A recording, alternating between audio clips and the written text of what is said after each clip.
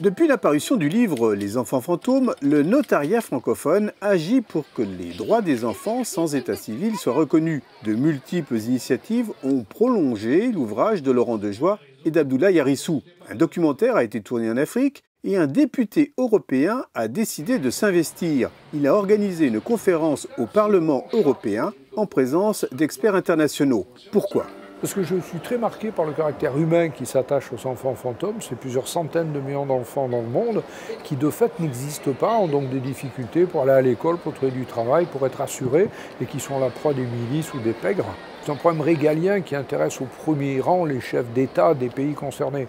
Et nous pouvons, pousser l'Union européenne à aider et accompagner ces États à faire leur mutation, et puis surtout à signaler le problème de telle façon à ce qu'il ne reste pas sans solution. La Commission européenne intervient déjà en Afrique en finançant plusieurs programmes d'état civil, notamment au Niger et au Sénégal. Comment faire plus ?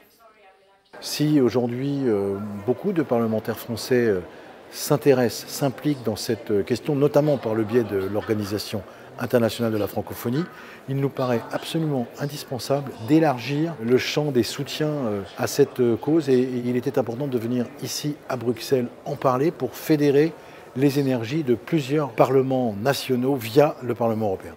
Les organisations internationales sont mobilisées, les enjeux sont multiples. L'organisation internationale est dans des actions beaucoup de plaidoyer, donc il faut intervenir à deux niveaux. Intervenir au niveau des chefs d'État et de gouvernement pour les convaincre que c'est un enjeu, à plusieurs titres, enjeu sécuritaire, parce que si on a une partie de la population qu'on ne connaît pas, c'est quand même un problème. Et puis deuxièmement, intervenir auprès des populations, du monde associatif, pour essayer de faire en sorte que ces populations-là comprennent l'intérêt pour elles, en termes de droit à la santé, de droit de vote, de droit de l'homme, d'être tout simplement identifié et connu à ce titre des autorités. Tout comme l'Organisation de la francophonie, le Fonds des Nations Unies pour la population œuvre à la reconnaissance des droits à l'identité et à la nationalité. The United Nations Population Fund has a long history of supporting civil registration and vital statistics around the world. Basically, it supports CRVS since its establishment almost 50 years ago. And in this regard, UNFPA is building capacity of national statistics offices in order to overcome deficiencies in civil registration data. Et quelles sont les attentes du secteur humanitaire vis-à-vis des organisations internationales ?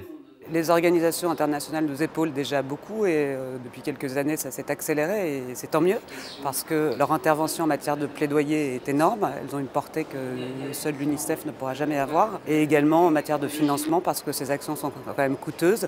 Il faut intervenir auprès des États et qu'elles ont le pouvoir d'appuyer et d'encourager ces politiques d'enregistrement à la naissance. Les actions de terrain sont connues. Elles sont à la fois préventives et curatives, mais il faut aller au-delà. Il faut travailler avec les nouvelles technologies, associer en plus les chefferies traditionnelles, associer les responsables des villages, les autorités administratives, les hommes politiques, les imams, les prêtres, pour pouvoir éradiquer dans un délai de 10 ans le phénomène d'enfants fantômes.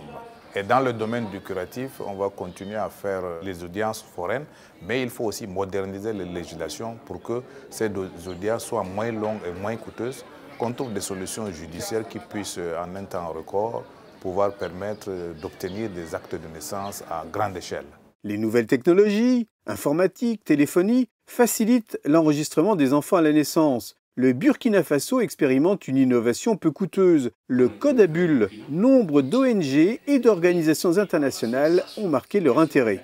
Aujourd'hui, sur le terrain, nous sommes dans la phase déploiement, approche avec les différents États. Et le Burkina Faso s'est déjà approprié et entend le mettre en œuvre sur l'étendue du territoire national en 2019. Et d'autres États sont en train également de voir l'expérimentation, dont la République démocratique du Congo qui vient s'inspirer de cette expérience. Au-delà, nous avons toutes les institutions qui sont prêtes à accompagner les États, qui ont manifesté de vif intérêt. Nous attendons de voir quels sont les prochains pays qui pourront en bénéficier. Grâce à la mobilisation de tous, ONG, institutions et organisations internationales, gageons que demain, les enfants sans état civil ne seront plus des fantômes, mais bien des citoyens à part entière.